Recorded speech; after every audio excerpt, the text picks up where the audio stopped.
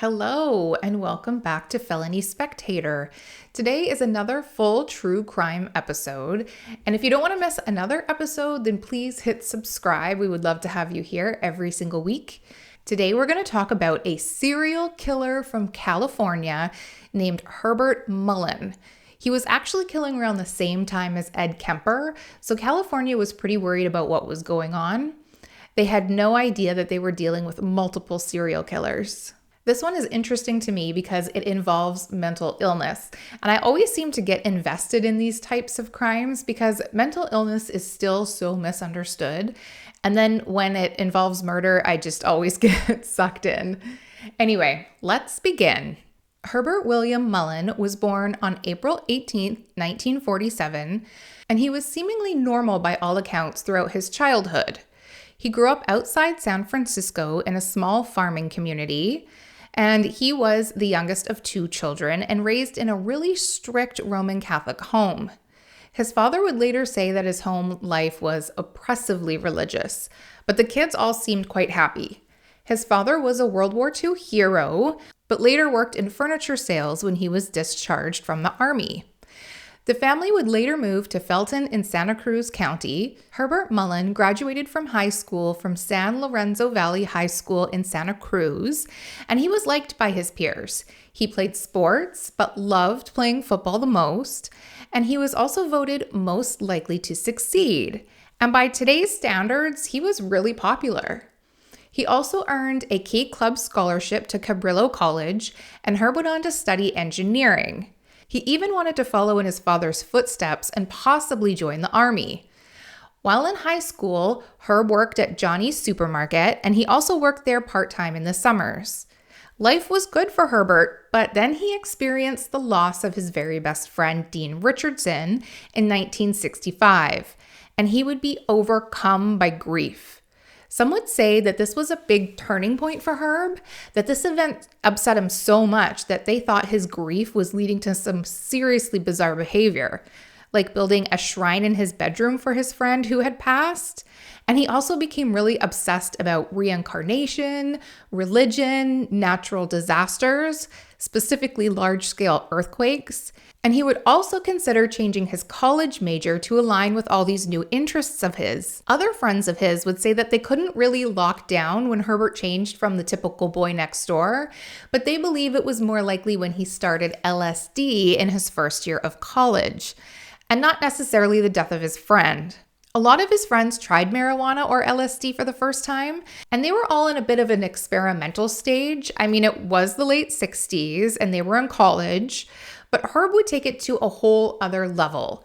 He would always take larger doses than everyone else, and he would take it more frequently, and it didn't take long before they all noticed it was becoming a big problem. Mullin had a girlfriend in college, and she would later say that she really saw him deteriorate rapidly.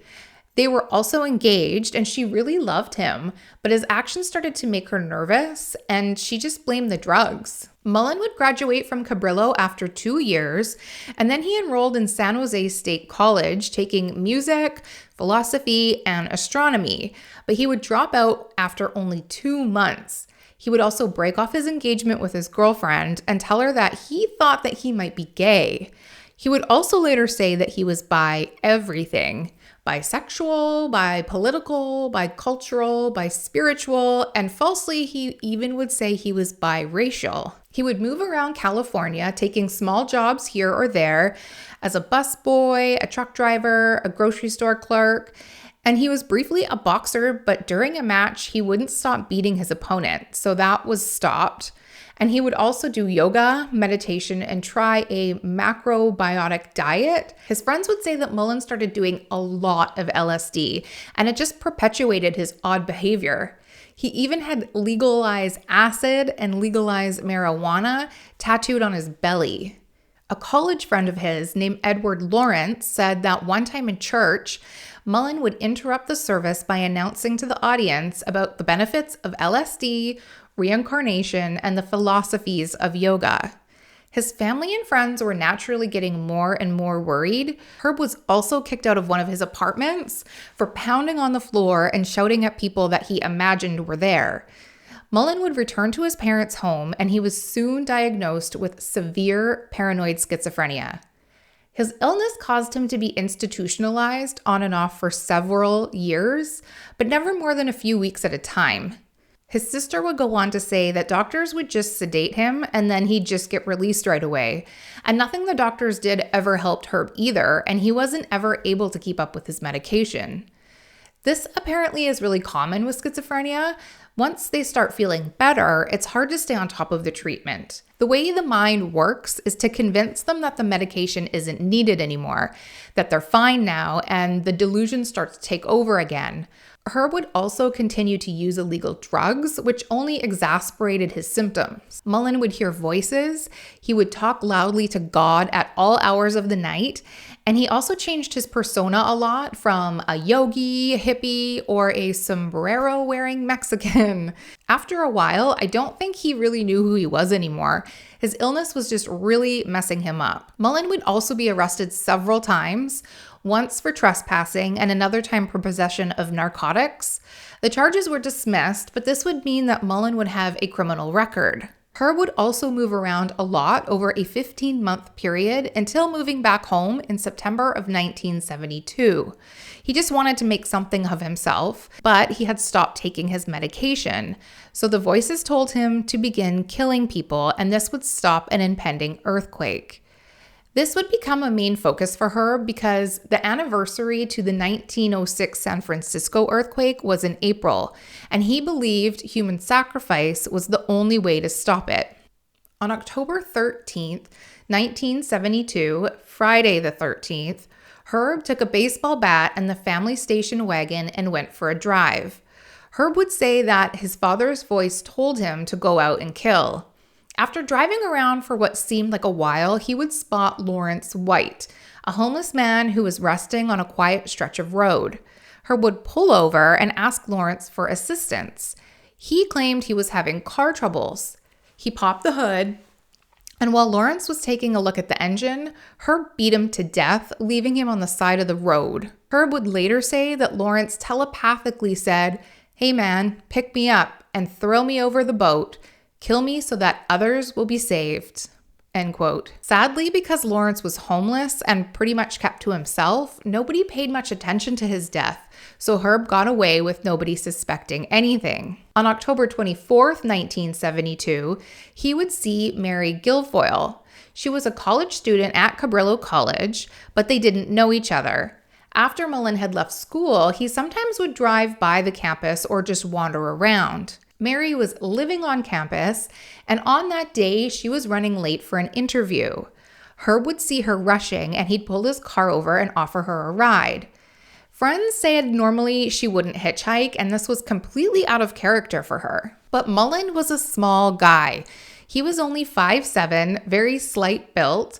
Some would consider him handsome. I don't know, not me, but some said. He was gentle, soft-spoken, and sadly, this probably made her feel more comfortable getting into his car.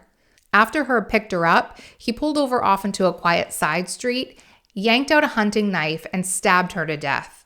She died instantly, but Herb wasn't done yet. He dragged her into a deserted area in the Santa Cruz Mountains and sliced her open to unravel her organs. He blamed his mother for the dissection of Mary. His mother had apparently bought Herb a book on Michelangelo, the artist, and she wanted to give him more of a wholesome hobby, which was art. Unfortunately, the book spoke about how Michelangelo spent hours secretly dissecting bodies to gain insight on how they worked, and Michelangelo did this to better his sculptures and paintings. But leave it to Herb to be inspired by that. He would later say, "I think she was trying to tell me what to do so I could have insight too." So in Herb's mind, he thought that he needed to dissect a body because his mother had wanted him to, based on the book she gave him. On November 2nd, 1972, one of the holiest of Catholic celebrations, All Saints' Day, Herb would go into church in Los Gatos outside Santa Cruz. He was drunk and wanted to go to church to ask for the strength never to kill again. But instead, he brutally stabbed a priest to death, Father Tomei. A witness would say a man dressed in black was struggling with the police, and he ran out quickly after the altercation.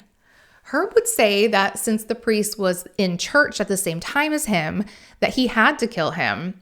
After Herb went into confession, he thought the priest offered himself as a sacrifice, so he was simply just taking orders. Herb had grown up Catholic and he had nothing against religion.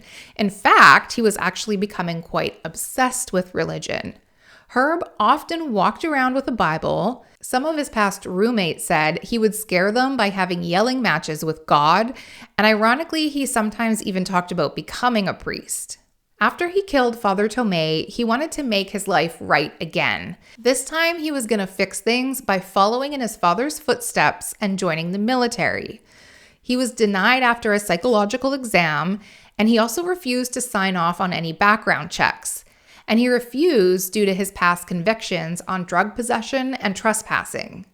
But this made Herb paranoid. He didn't quite understand why he was being denied, and he would blame hippies and war resistors. In his twisted way of thinking, he needed to seek vengeance, so he decided to target a friend and fellow drug user, John Hooper. He would go to John's home with his hunting knife, but he was unable to actually kill John because there was 9 other people in the house, and he didn't have the opportunity. So Herb was frustrated by this, so he decided to buy a gun. This would make killing his sacrifices easier. Now, typically there are rules around people buying guns. It's not like going into a store and buying a t-shirt. You have to fill out an application. But Mullin lied on his application about his occupation, saying that he was a police sketch artist. He was friendly enough, and the salesman believed his story and sold him the gun. I'm going to assume that Herbert's small size and his soft voice didn't make people think he was scary or evil. Since buying the gun, Herb has since changed his mind about John. He didn't want to kill him anymore, but he kept his gun and he tried to figure out what to do next. On January 19th, Herb moved into a run-down apartment near the beach where he would listen to his voices in his head all day long. And by now, Herb's mental state was just in such bad shape. He was convinced everyone was against him. His family wasn't speaking to him much. He had cut off a lot of his friendships due to his paranoia. And he started to blame people in his life that provided him drugs or did drugs with him. These people were the reasons why Herb Mullin was losing his mind. This means his next victim would be Jim Gennara, the person who introduced marijuana to him. Herb believed Jim was part of a plot to destroy him. The thing about schizophrenia is that it often makes its appearance typically in your late teens, early 20s, which is the same time Herb and many people at that age tried drugs for the first time, or they go off to college where there's more stress in their life. And it can be hard for them to distinguish why their mental state is changing. And in some cases, the drugs actually bring their symptoms on more rapidly, even though that person would eventually show the signs anyways. But in Herb's case, he would blame Jim, and it was Jim's fault that Herb's life was out of control. So on January 25th, 1973, Herb went to the address of Jim's. Kathy Francis would open the door, and she let Herb know that Jim had moved out, and she gave him his forwarding address. So it's assumed now that Herb immediately went to this new address. He would shoot Jim to death and then turn to Jim's wife and shoot her too. And for some reason, Herb would also stab them multiple times, even though the gunshot killed them immediately. But knowing that Kathy was a potential witness, he decided to go back for her, shoot her, as well as her 2 kids that were playing in their bunk beds. Apparently, Kathy Francis's husband, Bob, was also a drug dealer, so police just assumed that these murders were drug-related and Herb was never a suspect. Police were having a hard time identifying any of Herb's killings because California had another serial killer as well named Edward Kemper. Kemper had admitted to some of the Cabrillo College killings, and coincidentally, Mary was taken from Cabrillo College by Mullin. On February 6, 1973, Herb was walking through a Redwood State Park when he saw a makeshift campsite and 4 teenagers. Herb became hostile towards them because he was hassled by park rangers earlier for trying to camp in the park, and he felt that it was unfair. So he yelled at the boys to leave and pretended to be a park ranger. He told them that they were polluting the forest. One of the teens dismissed him, so he decided to kill them all by shooting them one by one. But he also claims to have asked them telepathically if he could first, in which they would telepathically answer yes. Sadly, one of the boys' brothers would find them a week later, and the scene was really grim. 14 people have been murdered in Santa Cruz County in the last 2 months. The latest were 4 young men found over a quarter of a mile up a steep hillside in Henry Cowell State Park, a beautiful and very isolated area of the county. The bodies were found late yesterday afternoon by a brother to one of the victims. Herb had claimed that they were all in a sitting position and it was all over in a few seconds and in a very humane way. But his brother would say that the scene did not look humane at all. It appeared as though one of the boys was actually trying to claw his way out of the tent when they were shot. Herb took the boy's rifle and $20 before leaving the scene. A week later, on February 13th, Herb was bringing some firewood to his parents' home, but telepathically, a message from his father said, "Don't deliver a stick of wood until you kill somebody." The voice of his father had suggested him killing his uncle, but Herb declined that suggestion, so the voice just said to kill somebody, anybody. Interesting that Herb could discuss things with these voices at that point. Herb got in the car and drove around. He would drive past Fred Perez working in his driveway, and Herb would use the rifle from the boys' campsite that he stole a week earlier and shoot Fred once in the heart. This time, there was a witness. A neighbor heard the shot and saw Herb's vehicle, so she phoned the police right away, and he was pulled over with his station wagon filled with firewood for his parents and the rifle in the front seat. Herb was arrested on the spot. Herb's odd behavior would continue at the police station. He just refused to talk, and any questions, even basic ones like, "Do you have an attorney?" would be met with him shouting, "Silence." Silence was the only thing he would say.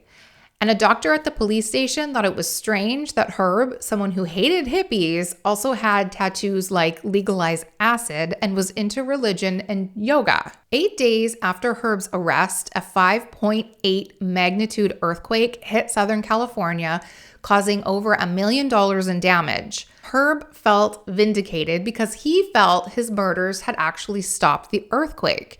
And now that he was in custody, an earthquake happened. Herb refused counsel when the trial was starting, asking to represent himself, and he pled guilty. The judge doubted his sanity, and psychiatrists were called in. It was confirmed that Herb Mullin had paranoid schizophrenia, and he was being untreated. Now, while it was obvious that Herb killed at least 10 people, the trial also had to determine whether he was legally insane when he did it. So basically, if a defendant knows the basics of right or wrong while they're committing illegal acts, then they would be found sane. So even if a person has paranoid schizophrenia, they might appear insane, and they still might be tried as sane if they know what they did was wrong. They also looked at diminished capacity. If Herb Mullin didn't understand the meaning of his actions, he wouldn't be found guilty of first-degree murder. His trial began on June 30th, 1973, and he would plead not guilty by reason of insanity. On the second day of trial, while shackled, Herb Mullin interrupted the court proceedings by hobbling over to the judge and handing him a note entitled "Observations of an Observer from a Point of the San Francisco Peninsula," a 2-page rant claiming that someone had gone through his notebook. And the judge would order him back to his seat, but Herb was still raging about his philosophies and earthquakes and scribbling strange notes. Herb also talked about repressed sexuality and that his family attempted at hiding the healthiness of bisexuality from him, claiming his entire family practiced homosexuality, but they wanted to stop his mental growth. He continued his theory of how he stopped earthquakes. He spoke of religion, and the Bible was brought up a lot as well. And there was also something about a die song. There wasn't any remorse at all through his trial. So basically, he said that his victims wanted to die, and they all communicated this telepathically to him. He explained that Homo sapiens can communicate telepathically. He also blamed police for not keeping him jailed after his arrest for drug possession years earlier. In the end, the jury deliberated for only 14 hours, finding Herb sane and guilty on 10 counts of murder, 2 counts of first-degree murder for Jim and Kathy, and 8 counts of second-degree murder for everyone else. He was sentenced to life in prison. And apparently he only shrugged when he heard the verdict. He applied for parole in 2006, but was denied, and he isn't eligible again until 2021 this year. However, I'm fairly confident that he won't be allowed parole now either. There is a website, herbertwilliammullin.org, and I don't know who's running it. I didn't look into that part of it, but it's all in first person, and it makes it seem like he's actually in charge of it. According to this website, Herb Mullin has served 48 years in prison and hasn't had a single serious disciplinary report, and apparently is deemed free of mental health since 1983. He has taken several rehabilitative programs while incarcerated, and this website is just really, really strange. I'd say if it is him saying what's being posted on there, he is not free of mental illness. Maybe while he's medicated, he thinks he's okay, but he still seems very much to be suffering from a diminished mental capacity. There is a section on the website of apologies, a section for his rebuttal for parole and crimes, and he has arts and crafts, as well as photos of himself while incarcerated. And there's even a section with a photo of a gravestone and a newspaper article referencing the friend Dean Richardson. He's the one who died in the car accident that some say triggered Herb's mental health illness. And I find that a bit odd as well, but I guess he still hasn't gotten over it. He also has an Instagram page, and this seems to be probably created by a pen pal or a fan. Who knows? But there's lots of pictures on there of his artwork, and there's also recorded prison phone calls as well. I have a feeling that this person who created the website is probably pretending to be Mullin, but it's very, very strange. I read some of the rebuttal on the website, and again, it's all in first person. He apologizes a lot for his crime spree, and he prays for the people that he killed and hopes God is taking care of them. But he also doesn't take any responsibility. He still blames his friends and his family for not stopping him from committing crimes. He actually wants them prosecuted for second-degree murder. He even said he was a victim of a killjoy sadistic witchcraft plot, which resulted in a 4-month killing spree. If Herbert Mullin is affiliated with this website and Instagram page, it just proves that he's still not mentally fit. Now, I know Herb was arrested a long time ago, but I still think services for people with mental health issues is still majorly lacking, especially with complicated issues like schizophrenia or bipolar. Now, I don't know if Herb got better help earlier if it would have stopped him, but I don't think he would have ever stopped, so it's good that he's incarcerated. Thanks again for joining me here, and give me a like if you enjoy my videos, and subscribe so you don't miss out on any other future episodes. Thanks again, everyone. Bye.